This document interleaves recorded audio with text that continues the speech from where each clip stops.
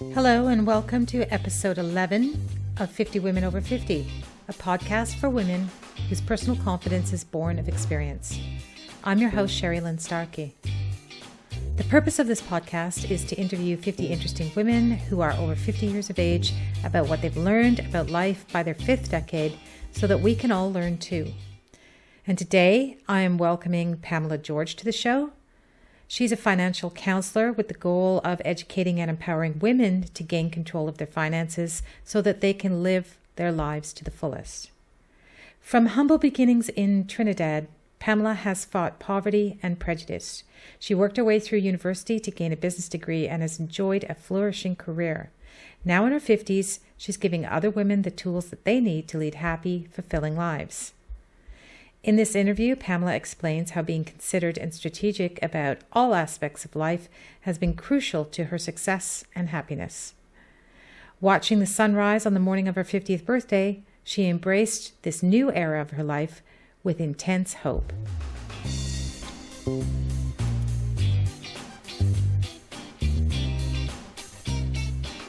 Well, how old are you? I am 53 years old. Okay, so you are well over the threshold. Yes. What did you do for your 50th birthday? My 50th birthday, I went to Mexico. I wanted to spend my birthday on the beach.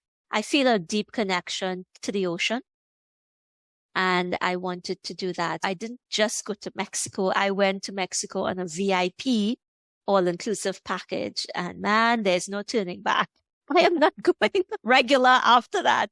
It was fantastic. Premium food, premium drinks. It was fantastic. But what I remember mostly, the morning of my birthday, so I'm a morning person.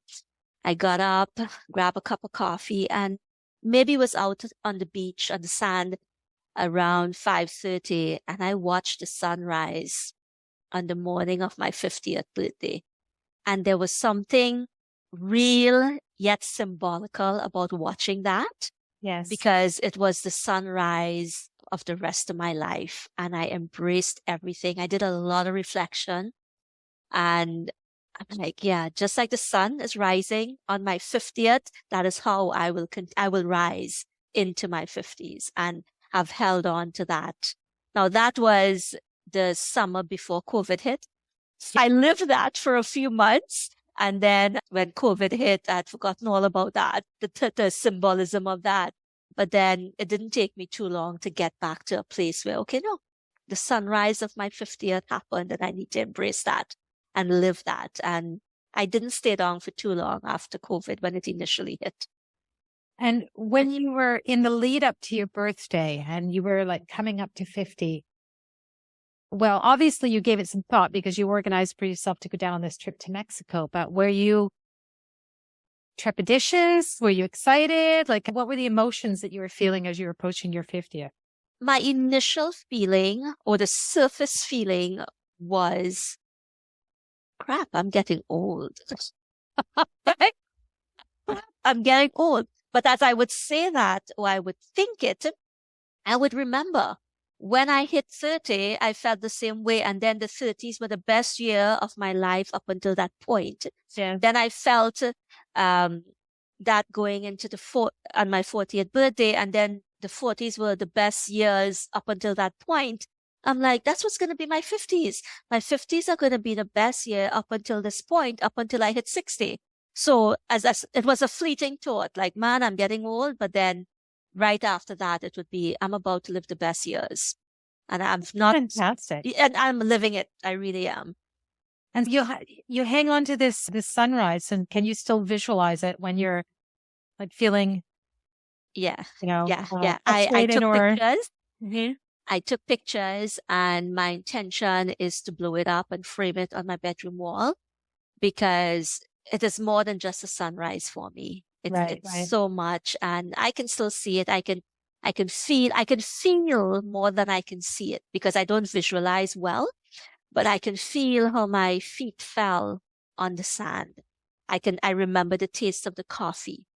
I remember that feeling of intense hope for the rest of my life when I remember that moment. Well, that's wonderful. Yeah. And pandemic lockdown aside, have you been able to carry on with that into your 50s with trying out new things and maintaining your optimism?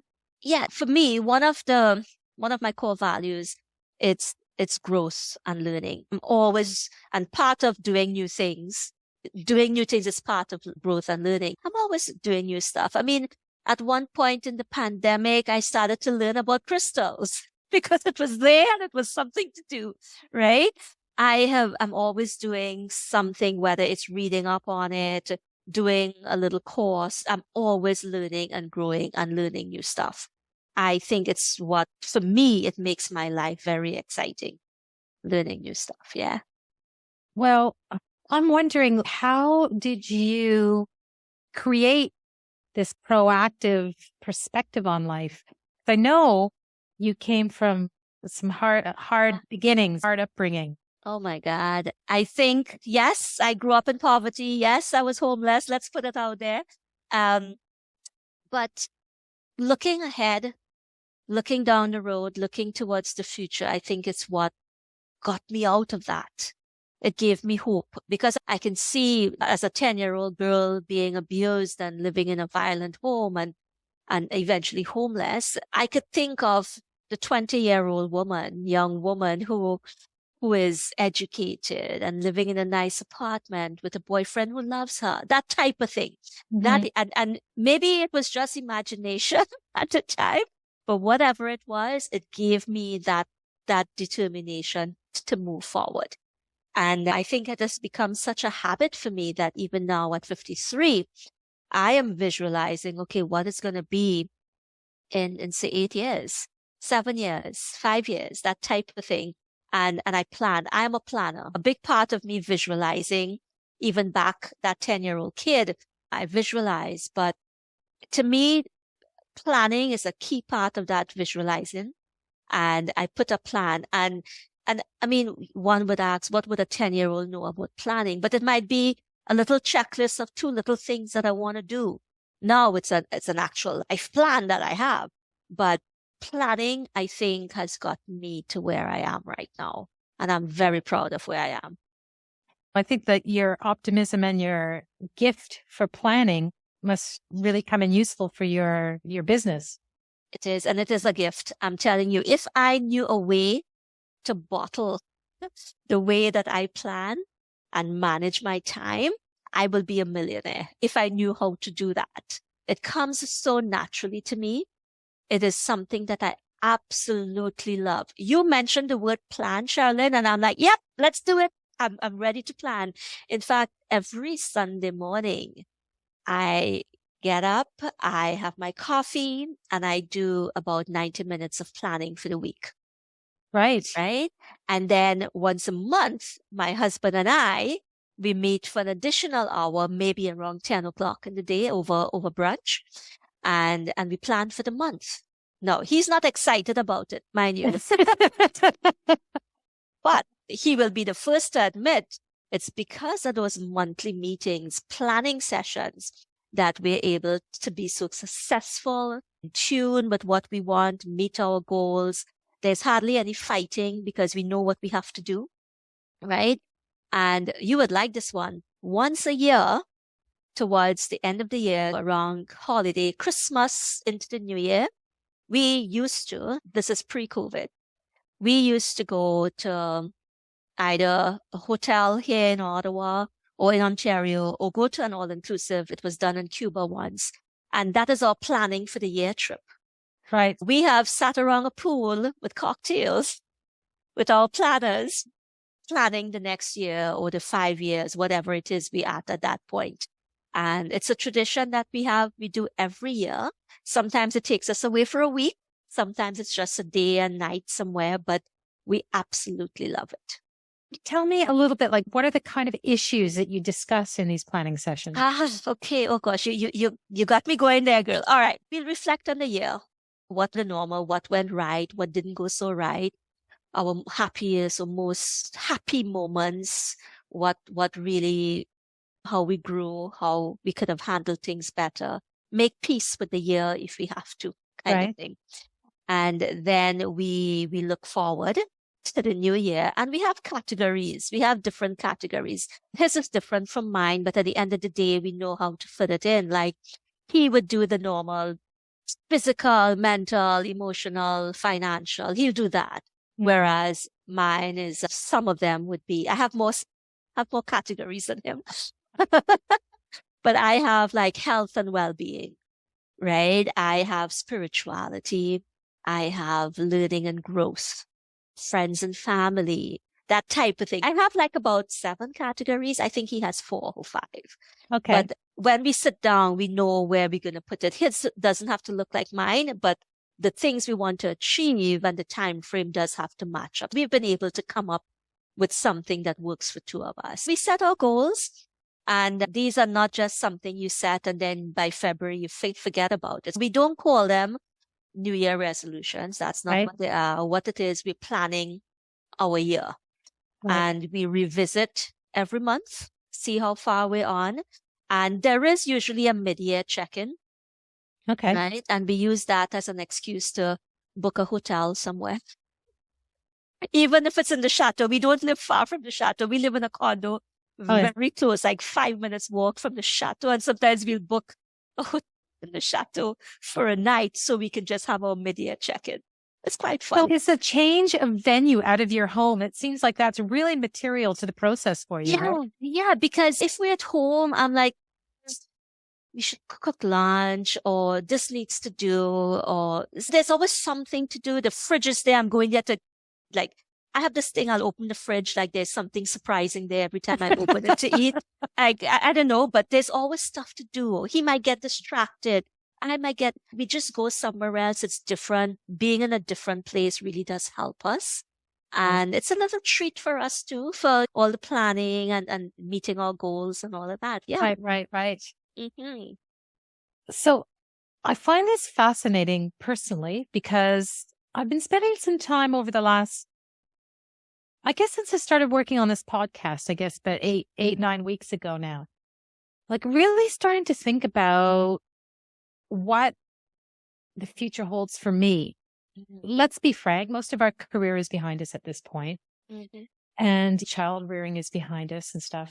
I'm really kind of reflecting on what is my life going to look like going forward. Am I going to retire? If I do retire, what am I going to do? How does that look?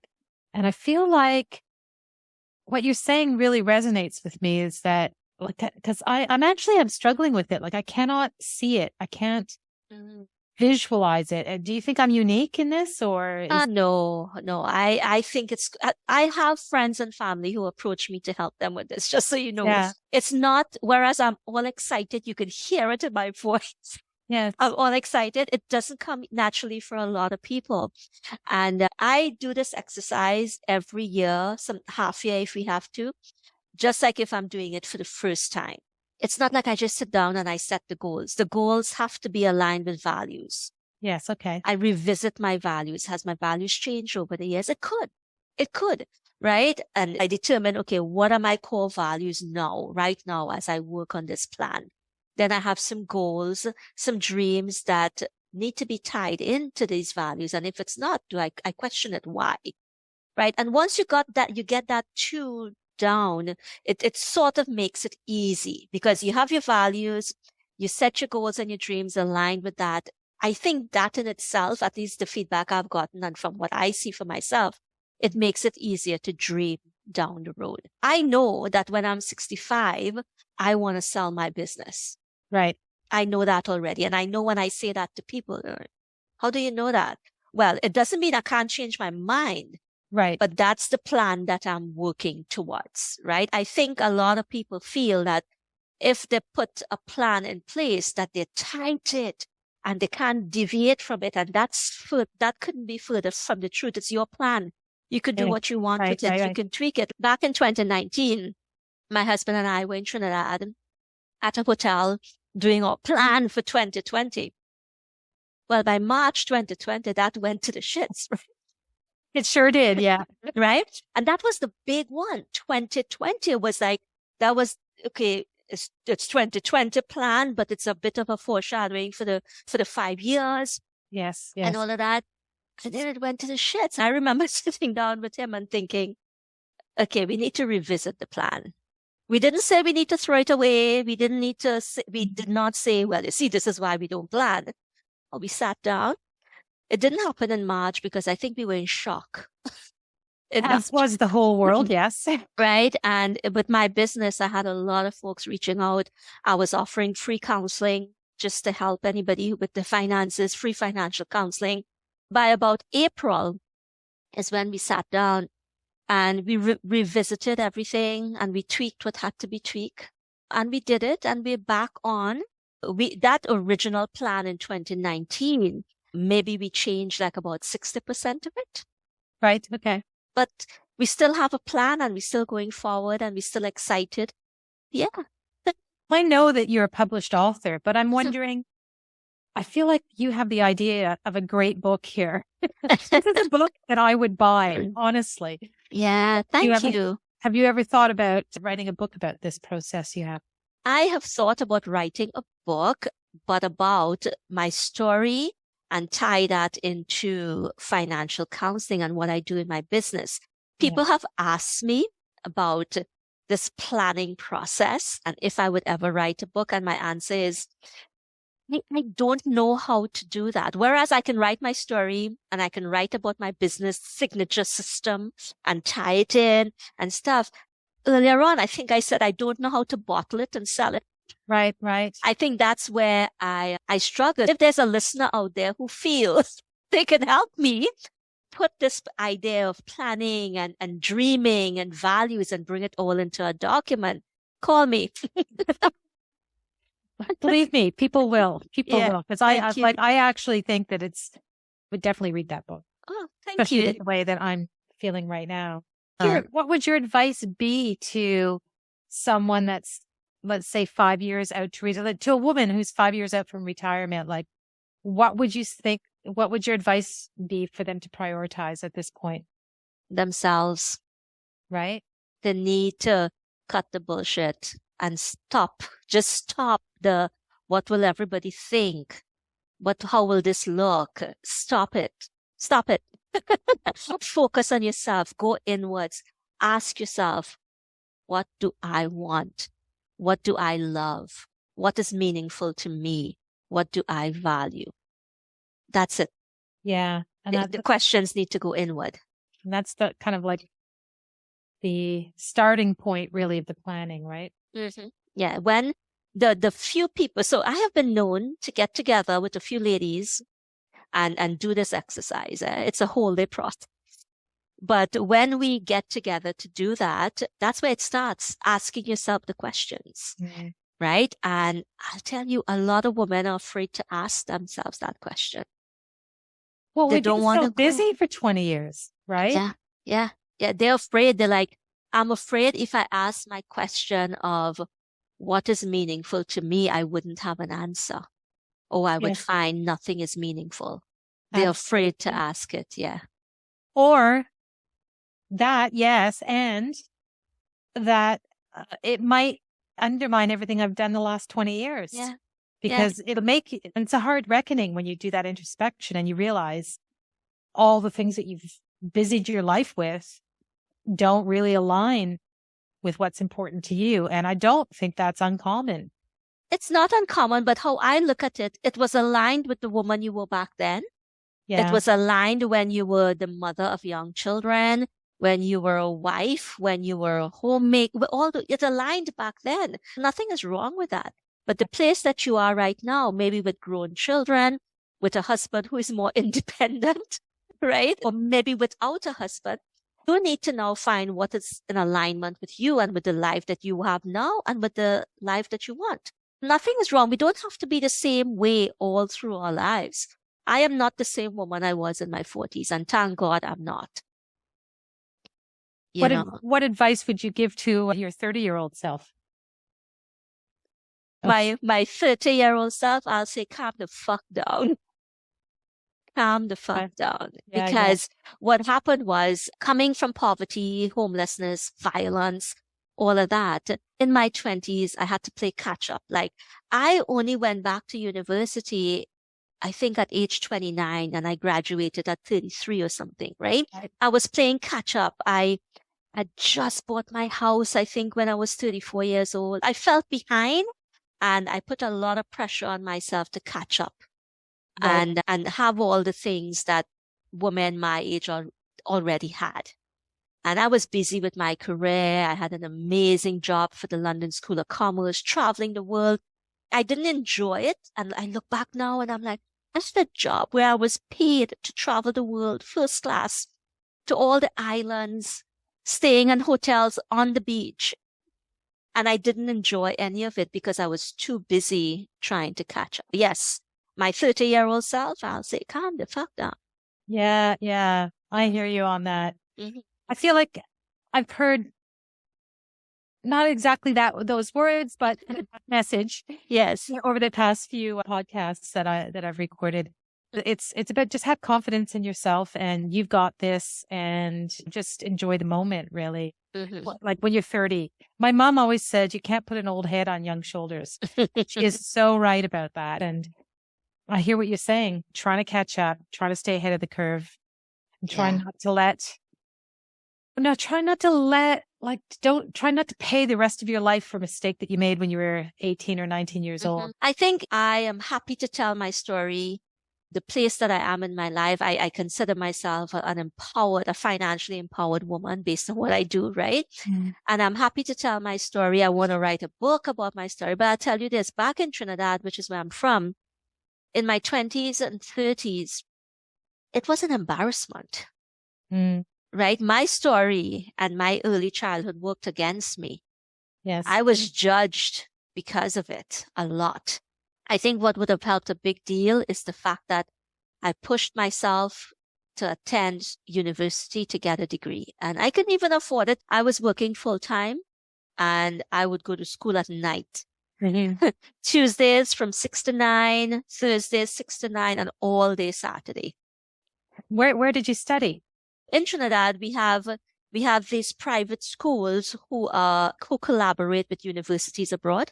And my degree is in international business administration. This local college collaborated, and that's the exam we did. Their tutors would come down and teach and supervise and that type of thing. You see, being poor and quote unquote a nobody and not having a degree really got in my way of success. Yeah. When I got a degree, folks started to look at me a little differently. Just a piece of paper saying I have a degree. And I did it for that. Initially, that's what but that degree opened up many doors for me. I mean, it takes determination. It takes determination. Thank you. Able to build a career when you've started from not much in life. I was the first in my family to go to university. I'm really proud of that. Now, there are many behind me now, but I was the first. And I wear that badge of honor proudly. When I came to Canada back in 2006 or 7, I had my fancy degree, international business, and I had all of that. But in Canada, that counts for nothing, right? I had to have experience. And how do I get experience? They want me to have experience, but how do I get it? Yes. And I remember just volunteering at the Ottawa Mission, volunteering at the Salvation Army. Yes. And I did that for about 6-7 months. And then when I applied, I was able to say, I volunteered. These are the things that I do at the mission. These are the things I do at the Salvation Army. And it helped me to get into Algonquin College. And I was there for 6 years. And then you also get a reference as well from the people that you're working with. Exactly. And then you're starting to build it. Like I've immigrated 4 times. I totally hear you on this. When you show up and you don't know anybody, and volunteering is a great way to start building out your network as well. I agree. Yeah. So what are you doing for fun these days? Fun. I actually, in my planning, there's a section for fun, just so you know. I read a book a month, and it's usually a fun book, fiction book. Right now, I'm reading Yoga Bitch. It's fun. It's really good. I am watching, and I don't do a lot of TV, but there is this Netflix show that I like. It's with Zac Efron called Down to Earth. I'm on season 2 right now. In my plan under fun, I have a number of things that I say things I enjoy, and I just pick some from that on a weekly basis and make sure I do it. I like this concept of planning your fun. I plan my fun because if I don't, I'll end up being too busy for it. And let me tell you, yeah, most of my clients are too busy. When I'm doing their budgets, I'm like, I have a line. I put in a line for hobbies and fun. And I ask them and they're like, I don't know, I'm too busy. I'm like, well, and you know what's the funny thing? When I only work with women now, when I used to work with men, Oh, yes. when that line item would come up in their budget, they'll rock back. Oh, guitar, or my quarterly trip with the boys, or whatever. They'd never even bat an eye. They're like, this is what I do. When I work with women, they're too busy, too overwhelmed to have fun. I actually challenge them on that. And by the end of working with me, we find something, even if it's buying one book a month, it needs to be in their budget. Yeah. Good. Because that is something that we do. We get very, very busy and then a lot of women do things that other people think are fun. Yes. Yeah. Right. So they want to amuse their children. They're doing like kid things that, and maybe not really, it doesn't really float their boat, but there's several women of my acquaintance that are season ticket holders at professional sports. Yeah. And they're there 2 or 3 nights a week. And, they would never have signed up for that on their own. Yeah. Where do you see yourself in 10 years from now? At 63, in terms of my business, I could see myself really working towards selling my business at that point. Yeah. 10 years from now, I will definitely not be here in the winter. I am thinking Portugal. I want to spend my winter in Portugal or Spain, somewhere there, with the occasional Caribbean because that's where I'm from. But I don't think I want to be old and cold. No, I'd say probably half the women I've talked to have said something about online. What do you feel most hopeful about your future? What I'm most hopeful about? I feel that I am on the right track to living out what I'm supposed to live out here as my purpose. Like I have this wonderful gift of knowing how to manage money and knowing how to plan and stuff. And I feel I am doing that in a way that at the end of life, if I were to look back, I'll be like, yeah, I did it. And I'm hopeful that I'm on track for that. Yeah. Sounds like you are. Thank you. You're so optimistic. Thank you. Makes me think that you're going to look back from 10 years and say, yeah, my 50s were pretty cool. Yeah. Yeah. We talked a little bit about the books and shows that you're watching. Is there any other books that you'd like to recommend to our audience? Atomic Habits really helped me a lot. Okay. That I think really helps folks feel the goal setting, New Year resolution thing is done all wrong. Yes. I don't think it's goals. I think really we need to have systems. Okay. And Atomic Habit talks about putting a system in place. And once the system is in place, meeting your goal is almost like second nature. And I subscribe to that. What I have is systems. Okay. Sounds amazingly liberating. It is. All right. You mentioned that you used to volunteer for the mission. And did you say Shepherds? Salvation Army. And Salvation Army. Are you, how are you volunteering or giving back? Oh, I love that question. The name of my company is Sand Dollar Financial. It's based on the ocean, the theme of an ocean. If you went to my website, you would see that. I felt it would only be fitting that part of my profits would go to Ocean Canada to help clean up the ocean. But locally, I've recently collaborated and teamed up with Parkdale Food Center. We will probably come up with a way to do financial literacy workshops there for both staff and the neighbors. Good for you. It's a worthy one as well. That's for sure. Is there an app that you could not live without? My favorite app, let me answer it like that, would be Inside Timer. They have some beautiful meditations and some beautiful teachings that I absolutely love it. Yes. Okay. I have never heard of that, but I will find it and put a link to it in the show notes for the audience. And is there any other kind of like over 50 life hack that you'd like to share? Don't be ashamed to have a nap. I love it. I love it. I love it. I love it. Nap. What great advice. If I'm going out at night, you can put money on the fact that I will be having a little nap. Naps are beautiful. Have a little nap. I am a committed napper. Totally on your side of it. Okay. Well, we've come to the end of the questions I had for you. Is there anything that I haven't asked you or anything else you'd like to share with the audience? I am just finding that a lot of women are so overwhelmed with their life right now. And managing their money is just falling along the wayside. Like it's the thing they don't have time for. And that is showing up as debt. It is showing up as budgets that not balanced. It is showing up as shopping with money that they don't have, eating badly, so many things. All right.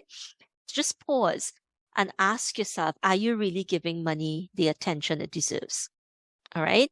Just urging that don't let the overwhelm mess up your life more than it needs to. Please go to my website and have a look. See if it's something you resonate with. I would love to have you in my circle. Let's have a conversation. That's it for episode 11. This has been 50 Women Over 50, a podcast for women whose personal confidence is born of experience. And thank you to financial counselor Pamela George for joining me today and inspiring us all to live our best lives. I personally loved her ideas about planning for happiness and fun, and I've already bought the book Atomic Habits by James Clear, as she had suggested. I've put links in the show notes to Pamela's website and socials, along with links to the books, organizations, and other resources we discuss on the show, so check them out. And if you have a second, please drop me a rating or a review on Apple or wherever you get your podcasts. Let's connect and create a whole community of wise women over 50 by sharing a link to the show with your friends and connections. See you next time on 50 Women Over 50. I'm your host, Sherrilynne Starkie.